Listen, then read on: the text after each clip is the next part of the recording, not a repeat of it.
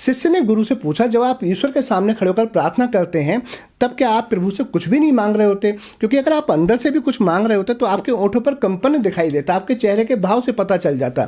तब गुरुदेव ने कहा कि एक बार मैं राजा के महल के सामने से गुजर रहा था। मैंने देखा कि राजा के महल के द्वार पर एक भिखारी खड़ा था जिसके कपड़े जीर्ण छीर्ण हो रखे हैं, पूरी तरह से फटे हुए हैं। शरीर उसका बहुत दुबला हो रखा है, ऐसा लग रहा है जैसे कई दिनों से उसको भोजन ना मिला हो। उसके चेहरे पर केवल उसकी आंखें ही दिए की तरह टमटमा रही हैं और ऐसा लगता है जैसे वो अब गिरा तब गिरा। उसी समय महल के राजा द्वार पर आए और भिखारी से पूछते हैं, बताओ तुम्हारी मांग क्या है, तुम क्या चाहते हो? तब भिखारी ने कहा कि अगर मेरे द्वार पर खड़े होने से ही मेरी मांग का नहीं पता चलता तब मेरे शब्द भी आपको क्या समझा पाएंगे। मेरा द्वार पर होना ही मेरी प्रार्थना है। गुरुदेव ने कहा कि बस मैंने उसके बाद से ही भगवान से मांगना बंद कर दिया, क्योंकि भगवान तो अंतर्यामी है, वो सब जानते हैं।